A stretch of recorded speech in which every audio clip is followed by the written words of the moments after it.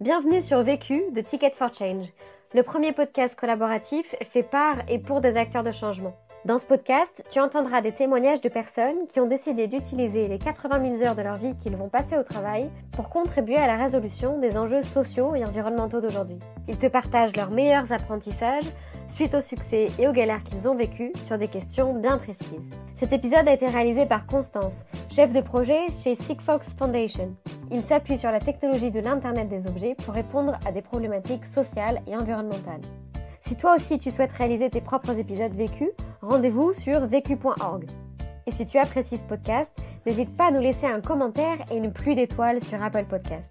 À jeudi prochain et bonne écoute. Je n'ai qu'une question à vous poser. C'est quoi la question? C'est quoi le problème? Vécu. À chaque galère, des apprentissages. Vécu, des retours d'expérience pour gagner du temps et de l'énergie.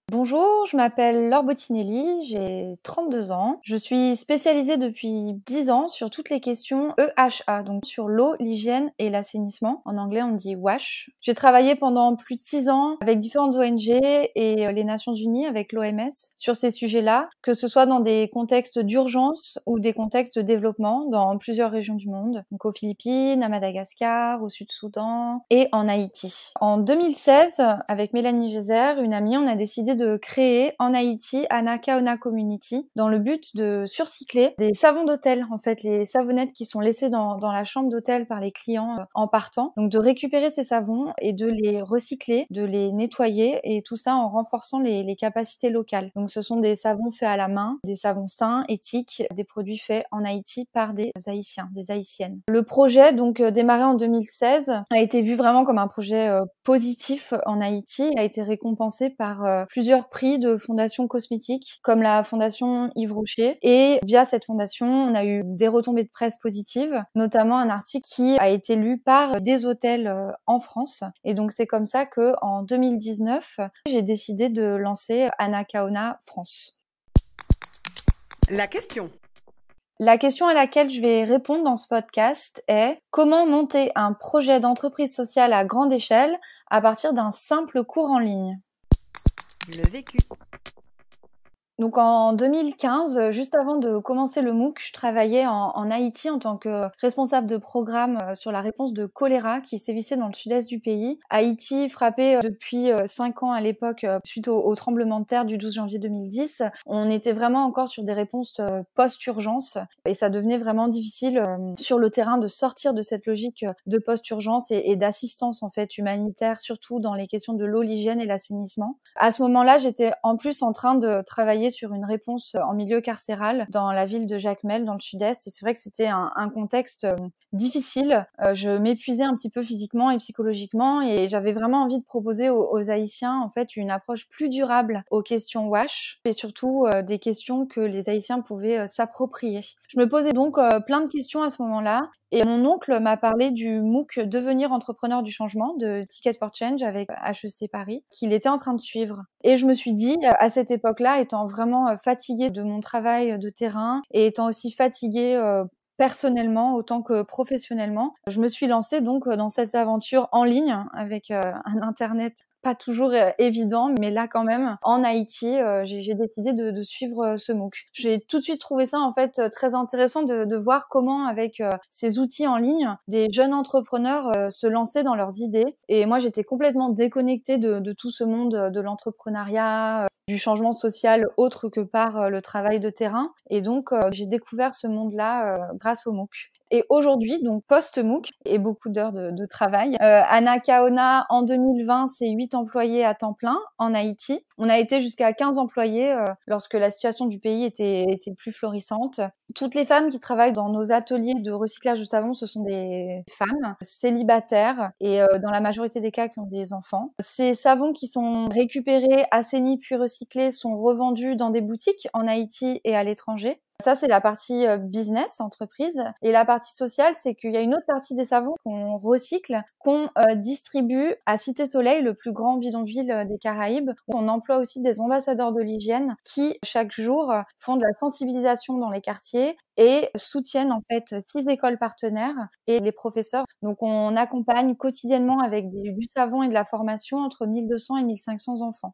On agit aussi plus récemment sur la santé menstruelle, qui est encore un tabou en Haïti, et on essaie de démystifier le sujet en incluant beaucoup les hommes. Ça, c'est pour la partie haïtienne. Et donc, depuis 2019, je suis revenue en France pour lancer Anacaona France. Je me suis associée avec un ESAT, donc c'est une structure qui embauche des personnes en situation de handicap à Saint-Denis. Il y a une dizaine de personnes qui vont travailler à temps plein sur la salle de recyclage. Et actuellement, on a 18 hôtels partenaires, donc en l'espace de 6 mois, 18 hôtels dont le groupe Marriott a rejoint l'aventure. Et on recycle déjà environ 600 kilos de savon par mois, donc des pains de savon, mais aussi les gels que les gens laissent dans les chambres d'hôtel. Et la spécificité d'Anacaona, parce qu'il y a d'autres associations qui commencent à travailler sur le sujet, mais on est la première entreprise sociale en Europe à surcycler les pains de savon, pas seulement les recycler, mais les surcycler pour leur redonner une deuxième vie dans le respect des normes de la cosmétique européenne.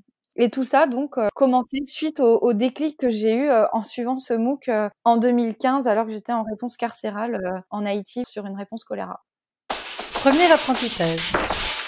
Le premier apprentissage que j'ai retiré de ce MOOC, c'est de vraiment m'appuyer sur les outils proposés par le MOOC pour me lancer, même si j'étais pas du tout spécialisée dans toutes ces questions d'entrepreneuriat. Quand j'ai commencé, je ne savais même pas ce que c'était qu'un MOOC, donc j'ai vraiment démarré dans une bulle. Et c'est via ce MOOC que je me suis rendu compte que l'entrepreneuriat social existait, que des outils existaient, et les témoignages partagés dans le cours m'ont vraiment beaucoup aidé à me rendre compte que c'était quelque chose de concret et de possible, que c'était viable économiquement, qu'il y avait des subventions et que ça pouvait apporter des réponses sur le long terme. Donc c'est vraiment ce que moi je recherchais comme solution pour répondre aux questions qui me tenaient à cœur.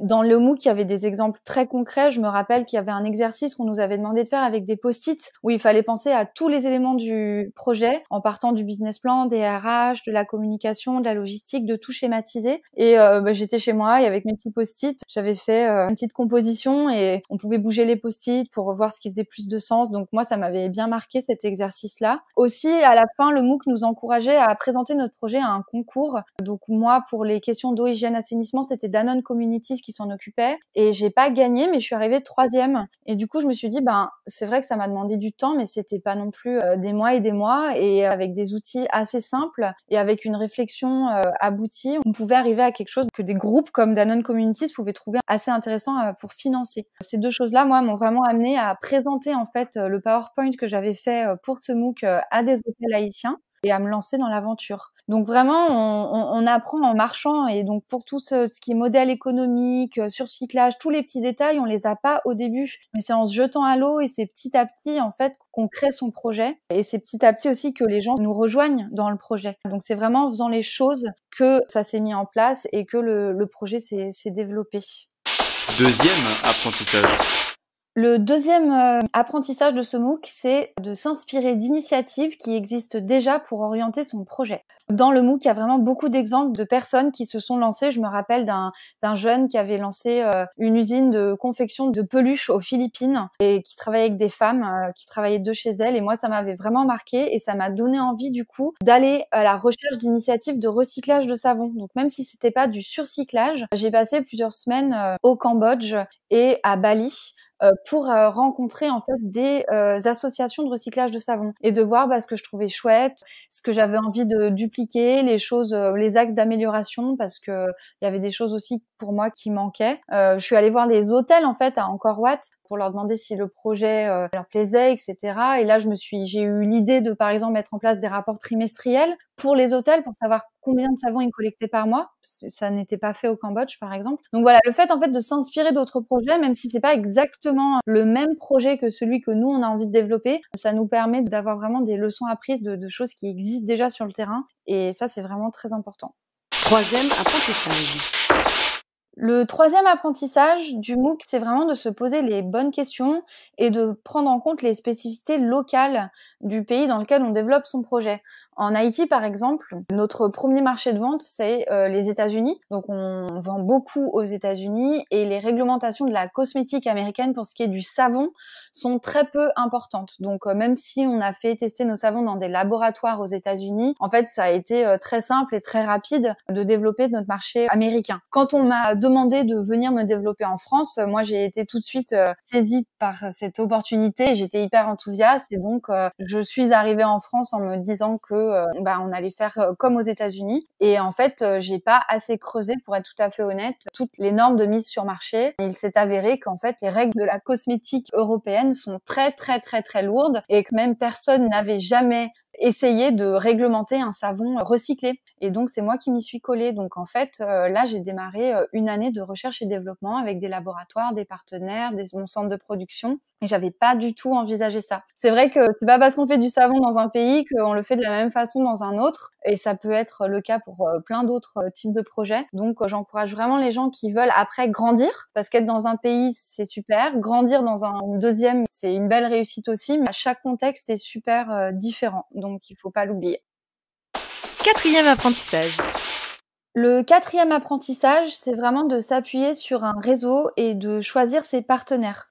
Quand on se lance dans un projet, surtout quand on est seul ou très peu nombreux, c'est important d'être bien entouré. Il y a un proverbe qui dit si on veut avancer vite, on avance seul. Si on veut avancer loin, on avance à plusieurs. Ce projet, moi, ça m'a vraiment permis de me mettre cette phrase-là bien ancrée dans ma tête. Et pour avoir des partenaires, rien ne sert de forcément voir loin, voir gros, les plus gros, même s'ils peuvent vraiment, ça peut être un effet de levier très important. On peut tout à fait apprendre énormément d'un partenaire local qui a commencé lui aussi tout petit, mais qui connaît parfaitement bien les contacts et les ficelles à tirer pour que le projet fonctionne.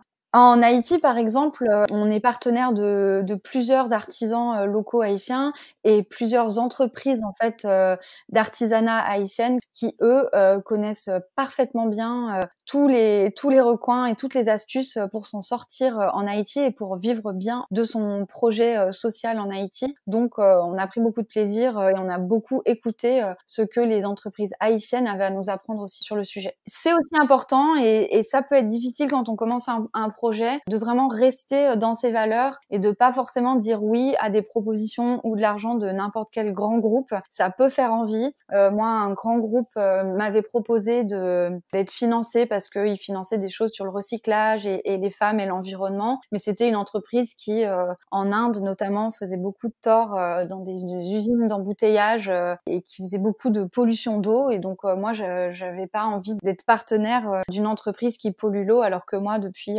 des années, mon combat, c'était pour l'accès à l'eau propre pour tous. Donc, il faut quand même rester dans ses valeurs, mais ne pas mettre des croix sur des partenaires soit trop gros, soit trop petits. 5e apprentissage.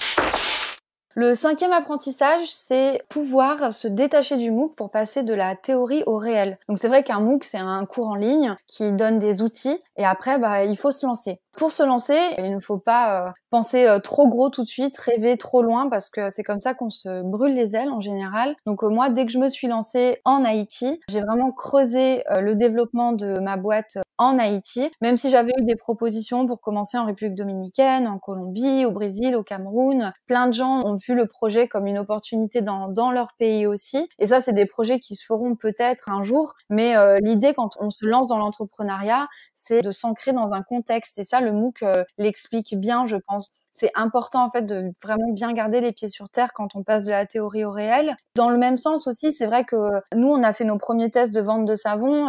On a été sur des marchés de Noël ou des marchés d'artisanat haïtien où ça coûte 200 à 300 $ la table pour le week-end. On a fait ça pour tester le marché avant de partir à New York Now, un des plus grands salons aux États-Unis où ça coûte 5 à 6 000 $ le stand. Et donc là où les conséquences financières, économiques peuvent être beaucoup plus difficiles si on n'arrive pas à vendre son produit. Donc vraiment, quand on passe de la théorie au réel, il s'agit quand même de vraiment garder bien les pieds sur terre parce que c'est très concret. Et à partir du moment en fait où on a des employés, enfin moi ça a été mon obsession et c'est toujours mon obsession tous les mois, c'est d'arriver à payer les salaires. Payer des salaires, ça renvoie vraiment à quelque chose de très concret. Et je pense qu'ils en parlaient aussi dans le MOOC de cette histoire de salaire parce que ça m'a vraiment beaucoup marqué. Donc le MOOC, c'est un outil, on en fait ce qu'on veut au final. On peut choisir juste de s'inscrire, de faire le MOOC, d'arrêter au milieu, d'aller jusqu'à la fin et même de continuer en fait l'aventure du MOOC après, ce que moi j'ai fait. Et les outils qu'on nous donne au début, c'est vraiment pour nous aider à nous lancer. Et après, en effet, c'est tout le travail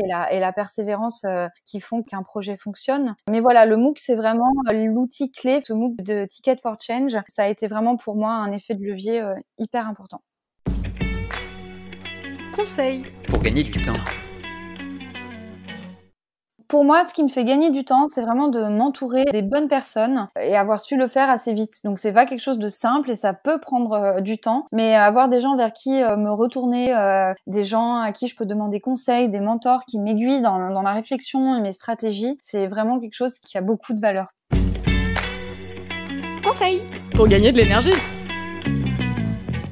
Pour moi, ce qui me fait gagner de l'énergie, c'est vraiment me recentrer sur le présent. J'ai fini la fin de l'année dernière sans beaucoup d'énergie en fait et j'avais besoin de me rebooster. Donc moi, ce qui m'aide beaucoup, c'est de pas trop penser au passé, pas trop penser au futur bizarrement, mais de vraiment renouveler mon énergie dans le quotidien et dans le moment présent. Pour l'année de R&D que je viens de finir en France, je ne savais pas du tout ce qui m'attendait. Ça a vraiment été un long tunnel, beaucoup de travail. Et donc, il faut savoir apprécier ce chemin-là. Et pour apprécier le chemin de la construction d'un projet, pour moi, il faut vraiment être très ancré dans le présent.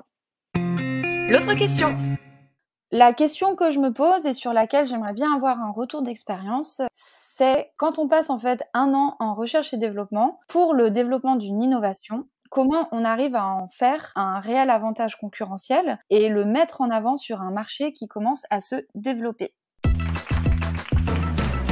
Vu, vécu, Vaincu. Pour plus de vécu, clique vécu.org. Je voulais te dire, tu sais, on a tous nos petits problèmes. Vécu.